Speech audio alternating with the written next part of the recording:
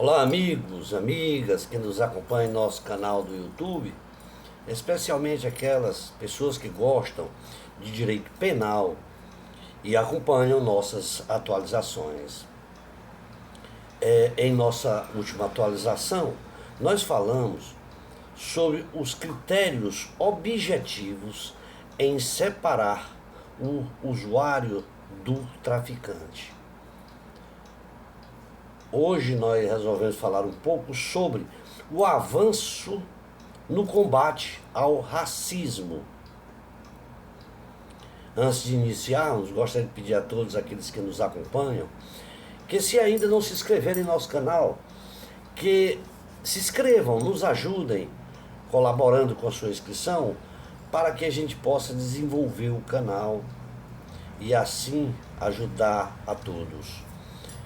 E aqueles que nos acompanham, que nos estão vendo pela primeira vez, também nos ajudem aí fazendo a sua inscrição, deixando um likezinho, fazendo comentários. Eu ficaria muito agradecido a todos que se assim agissem.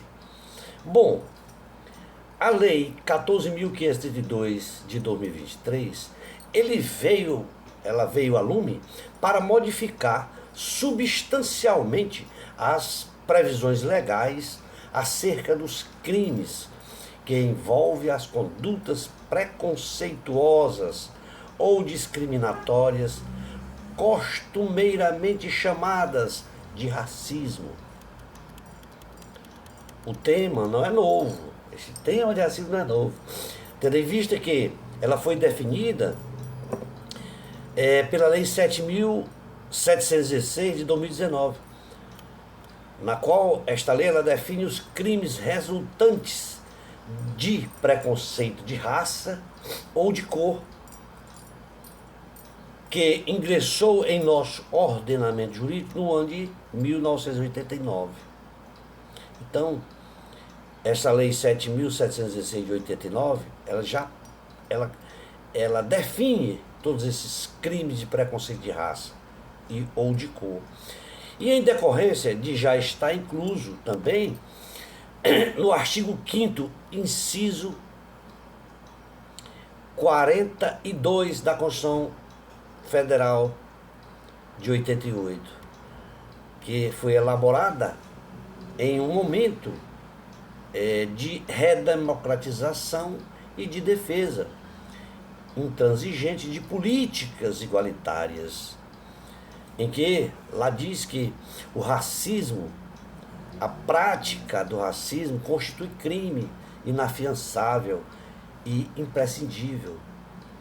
Essa exigência de criminalização ela decorre de um dos objetivos fundamentais da República Federativa do Brasil, enunciado no seu artigo 3º, inciso 4º da Constituição. A norma constitucional, ela traz uma cláusula geral e, em razão dela, a legislação infraconstitucional deveria criminalizar toda e qualquer forma de discriminação ou de preconceito opressor. Mais que isso, a lei, ela restringe os delitos resultantes de preconceito de raça, cor, etnia, religião ou procedência nacional. Em mais recente decisão, ou em decisão do STF, que estendeu a esta Lei 7.716 de 89, os casos de homotransfobia, reforçando, portanto, o compromisso para com a criminalização de todas as formas de preconceitos e de discriminação racial. Assim, seguindo a Suprema Corte, o STF, com base na axiologia constitucional, defendemos que a palavra racismo deve ser compreendida como um racismo social, no qual relega certas categorias de pessoas a uma situação de semi-cidadão. Esses crimes de racismo não se encontram apenas na lei de regência da matéria, ou seja, a Lei 7.716 de 89, mas em outros diplomas normativos. Por exemplo, no artigo 1º, inciso 2 da Lei 9.455 de 97, que vai ali definir os crimes de tortura. Portanto, esta compreensão, ele se espraia, ou vai se entender também lá no seu artigo 140, parágrafo 3º do Código Penal, no qual ali ele incrimina as ofensas individualizadas de natureza preconceituosa. Portanto, não por outro motivo, o STF ele concluiu por sua imprescritibilidade nos moldes do artigo 5º, inciso 42 da Constituição da República Federativa do Brasil. Em recentes episódios, através de falas preconceituosas e criminosas, com liberação dos autores mediante pagamento de fiança, fizeram com que o legislador ele recobrasse seu interesse pelo tema. Ou seja, houve episódios de falas preconceituosas e criminosas e esses autores foram liberados mediante pagamento de fiança. Por esta razão, certo? O legislador ele resolveu se debruçar mais sobre o tema. O que conduziu a esse legislador é a edição da Lei 14.532, que tipifica a injúria racial na medida do crime de racismo e altera a Lei 7.716 e o Código Penal, especialmente no tocante à disciplina do crime de injúria e a estrutura do artigo 20 da Lei 7.716. Quanto à injúria racial, conforme previsto no artigo 140, parágrafo 3º do Código Penal, foi desmembrado parte do seu conteúdo como parte inserida no artigo 2º da Lei 7.716. Abre aspas. Injuriar alguém ofendendo-lhe a dignidade ou decoro em razão de raça, cor, etnia ou procedência nacional. Fecha aspas. Permanecendo, portanto, o artigo 140, parágrafo 3º do CP, quanto às ofensas contendo elementos de raça, condição de pessoa idosa ou com deficiência. Ali ainda persiste. De forma que, didaticamente, se denomina o artigo 140, parágrafo 3º do CP, de injúria por preconceito, ao passo que o artigo 2º-A da Lei 7.716, didaticamente se denomina como injúria racial. A diferença é que uma é injúria racial e o outro é injúria por preconceito. Tá? O artigo 140 é injúria por preconceito e o 2º-A do 7.716 é injúria racial. Impõe, portanto, destacar ainda que a diferença entre as duas formas de injúria e o artigo 20 da Lei 7.716 se mantém, porquanto a injúria é sempre dirigida à pessoa ou grupo de pessoas individualizado, ao passo que o artigo 20 ele contempla manifestações preconceituosas, genéricas, sem individualização de seu destinatário. Se bem observarmos, a divisão entre injúria por preconceito e injúria racial cria uma situação de desproporcionalidade, especialmente no que toca ao preconceito religioso. O artigo 1º da Lei 7.716, ele iguala, para fins de aplicação do diploma legal, o preconceito e a discriminação por motivos de raça, cor, etnia, religião e procedência nacional. Ou seja, se bem observar, em quase todos os tipos penais da lei, essa espécie de preconceito são igualadas. A ruptura, promovida pelo artigo 2º-A, faz com que se puna a injúria de raça, cor, etnia ou procedência nacional com uma pena de inclusão de 2 a 5 anos, ao mesmo tempo em que a injúria religiosa fica reservada à sanção anterior, ou seja, a pena de reclusão de 1 a 3 anos. Portanto, aí provoca-se uma desequiparação, fica uma desequiparação injustificada, né?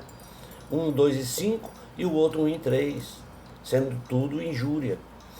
Sobre essa inafianciabilidade e a imprescritibilidade da injúria racial, não há mais o que se discutir. Os argumentos usados para refutá-las, ela está na previsão do seu diploma legal de lei específica sobre racismo, de natureza condicionada da ação penal e bens jurídicos, tutelados diversamente. Portanto, perderam sua substância, pois agora o crime é previsto na Lei 7.706. E a ação, ela é pública incondicionada. É por isso que o STF, ele já decidiu que, mesmo na injúria, não há proteção do direito de igualdade, oriundo da construção de uma sociedade livre de preconceitos. Em outras palavras, ele diz que a honra subjetiva faz parte da objetividade jurídica, mas não é o seu aspecto mais importante. De modo que não há grandes diferenças entre injúria e os demais crimes previstos na Lei 7.706. O crime recém-criado no artigo 2º-A da Lei 7.706, embora previsto na estrutura de uma lei especial, ele possui os mesmos alicerces da norma prevista no artigo 140 do Código Penal. Ou seja, há uma injúria especial que se difere do tipo genérico por uma motivação peculiar, a qual deverá ser observada para afirmar a subsunção da conduta ao novo ilícito penal. A caracterização do crime. Como exemplo, nós citamos que para uma injúria qualquer que seja, resta caracterizada mister a existência do ânimos injuriandi, o ânimo de injuriar, ou seja, da vontade de ofender. No artigo 2º-A, além do ânimos injuriandi, ou seja, da vontade de ofender, a manifestação ofensiva ocorrerá porque o sujeito ativo é preconceituoso em relação à raça, cor, etnia ou procedência nacional da vítima. Neste ponto, traz uma relevante distinção entre a atual redação da injúria racial e aquela contemplada outrora pelo tipo penal de injúria por preconceito da redação do artigo 140, parágrafo 3º do Código Penal. Na antiga norma penal, cuja lógica se mantém para que as espécies de preconceito ali são previstos, a ofensa deveria conter elementos referentes à raça, cor, etnia ou procedência nacional da vítima, o que ora é dispensado, bastando que a ofensa tenha por motivação a condição da vítima. Assim, portanto, se xingar alguém, um negro, por exemplo, de bandido, na redação anterior,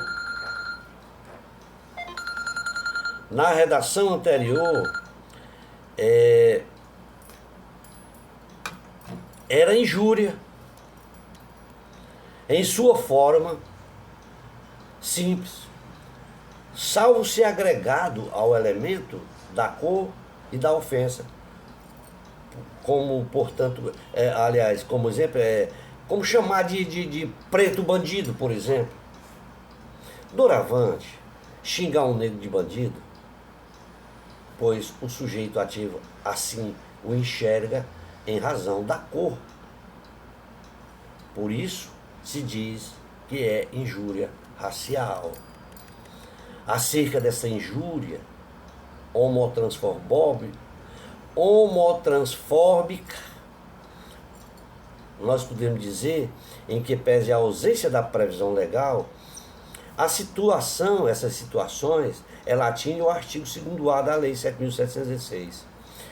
Por esta razão tem decidido o STF que, além do que já foi mencionado, certo, há outros problemas de proporcionalidade na alteração legislativa. A injúria racial prevista na Lei 7.716 consiste numa ofensa à vítima. É punida de forma grave que as condutas como recusar ou impedir o acesso a estabelecimento comercial, como é evidente caráter segregador. A forma mais grave do racismo é aquela que segrega, ou seja, que limita direitos e liberdades públicas por razões de discriminação ou preconceito, o que é desconsiderado pela lei.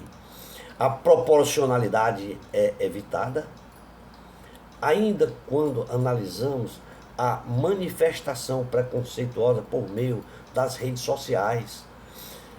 Vimos isso lá no artigo 140, parágrafo 3º, combinado com o artigo 141, parágrafo 2º do Código Penal, e artigo 2º-A e 20, parágrafo 2º da Lei 7.716.